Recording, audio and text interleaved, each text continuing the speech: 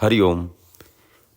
योग आसन के माध्यम से शरीर लचीला होता है और ऊर्जावान होता है और जो चेतना होती है वो पूरे शरीर में बहुत अच्छे तरीके से कार्यबद्ध होते जाती है। कार्यबद्ध होने के साथ साथ में उसकी जो इंद्रियां होती हैं उस पे बहुत स्पष्टीकरण आता जाता है। उसके बाद बारी आती है ध्यान की। मैं ये बातें बहुत बार बोलता हूँ और अपने तकरीबन हर वीडियो में ये बात को बताता हूँ, रखता हूँ। आज का जो वीडियो है या आज जिसके बारे में बात करने वाले हैं कि ध्यान और उपास, व्रत जिसको बोलते हैं, उपास को कैसे करना चाहिए और एक योगिक क्रियाओं में अगर आप इसका इस्तेमाल कैसे करेंगे या कैसे करते हैं योगी इसका इस्तेमाल। धीरे धीरे अपना सोना बैठना उठना यम नियम में, जैसे साधक आता है तो यम नियम में अपना सोना बैठना उठना खाना पीना ये सब चीज़ें सहज तरीके से करने लगता है। लेकिन यहाँ पर तकलीफ इस बात की आती है कि लोगों को, साधकों को ये समझ नहीं आता कि क्या करना चाहिए। सिर्फ अपनी बॉडी को मूव नहीं करना है या सिर्फ योग आसन को गहरा नहीं करना है। गहरा कर रहे हैं, बहुत अच्छी बात है, लेकिन उसके साथ साथ में आपको इस तपस्या में व्रत का भी इस्तेमाल करना है या उपास की भी विधि को आपको इसमें ऐड करना है। जैसे ही आप इसमें व्रत की को लेके आते हैं, जैसे आप उपास रखने लगते हैं तो आप धीरे धीरे अपने आहार को कम करेंगे। आपके आहार को कम करेंगे और रात होने के बाद आप भोजन नहीं करेंगे। जैसे 6 बजे तक आप जो भी खा सकते हैं आप खा लीजिए। धीरे धीरे आप इसको कम करेंगे। साधक इसको धीरे धीरे कम करता है। फिर नीचे से जो उपास होता है वो नीचे से शुरू होता है कि अगर आपको खाना बंद करना है तो आप रात का भोजन बंद करेंगे, फिर दोपहर का भोजन बंद करेंगे, फिर एक टाइम भोजन लेंगे।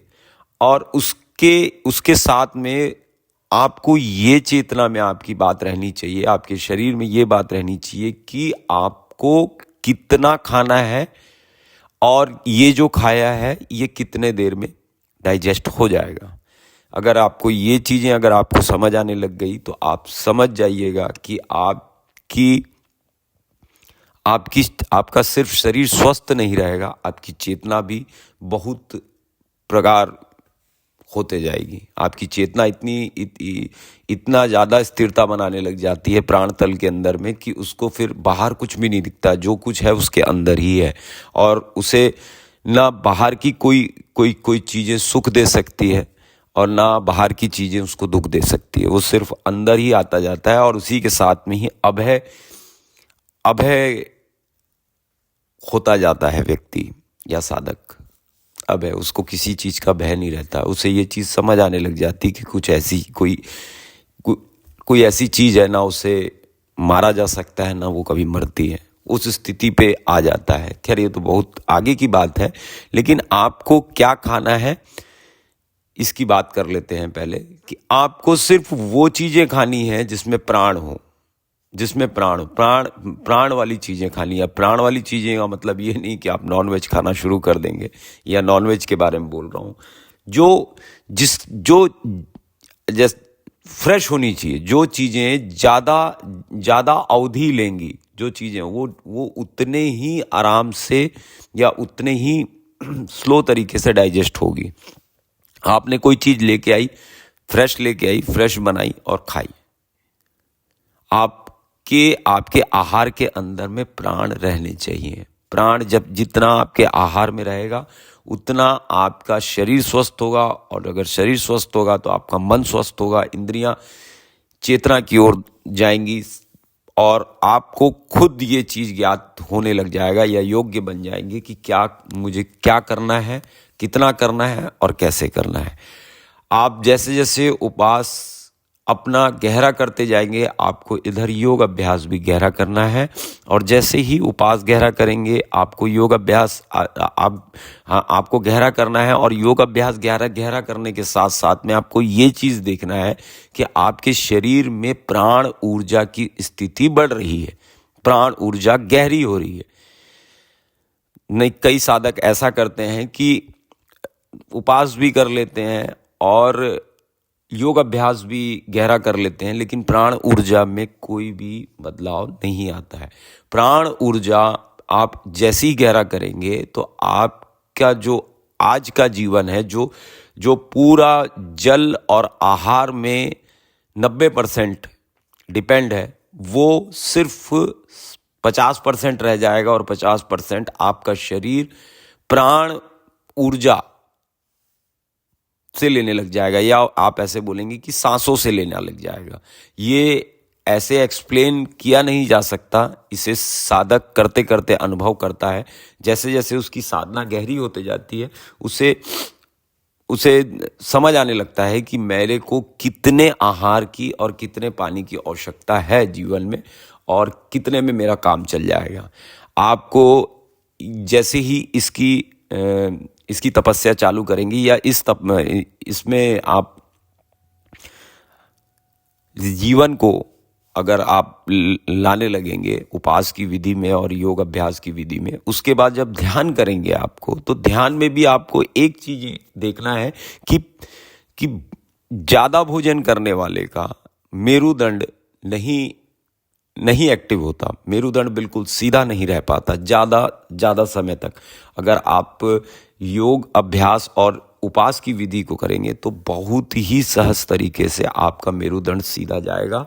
और उपास की विधि में मैं और डिटेल में बता सकता हूँ, लेकिन आप इसे सुनिए मत, आप इसे करिए। और आपको सिर्फ अपने आहार को बदलना है। जिनके अंदर में प्राण है उसी आहार को ग्रहण करना है और कम करते जाना है धीरे धीरे। एक बात और याद रखेंगे साधक, कि किसी भी तपस्या में अगर रुग्णता आ रही है या आपका शरीर कमजोर हो रहा है, तो आप ये समझना कि कहीं ना कहीं गलती हो रही है, कहीं ना कहीं हमारी तपस्या में भूल है हमारे से। कभी कोई भी तपस्या आपको रुग्णता की ओर नहीं लेके जाएगी।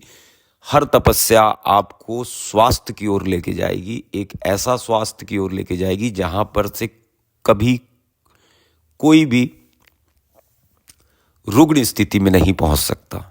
या आप इसका अनुभव करेंगे तभी आपको समझ आने लगेगी। मैं कितनी भी गहराई से अगर आपको ये बात बताऊंगा, आपको नहीं आने वाली समझ। उपास की विधि बहुत ज़्यादा गहरी और बहुत ज़्यादा कारगर इसीलिए मानी जाती है क्योंकि आपकी जो चेतना है वो भूख के माध्यम से आपके शरीर के अंदर ही स्थिर होने लग जाती है।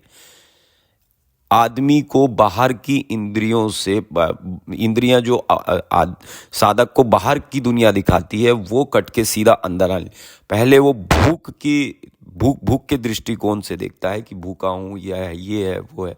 धीरे धीरे से साधक इस स्थिति पे पहुंचता है कि उस भूख को रूपांतरित करने लगता है प्राण ऊर्जा के माध्यम से, या उसकी पूर्ति करने लगता है प्राण ऊर्जा के माध्यम से। और इसमें योग बहुत सहायक होता है।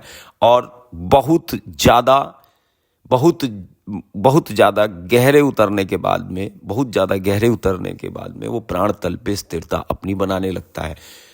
और इसमें और अपन गहरे में बात कर सकते हैं, लेकिन बात करने से ये चीज़ सॉल्व नहीं होती। आप इसका अनुभव करें और खुद करें। हरिओम। मैं योगाचार्य शिवाय, doctor in naturopathy and yoga science. Her her Mahadev.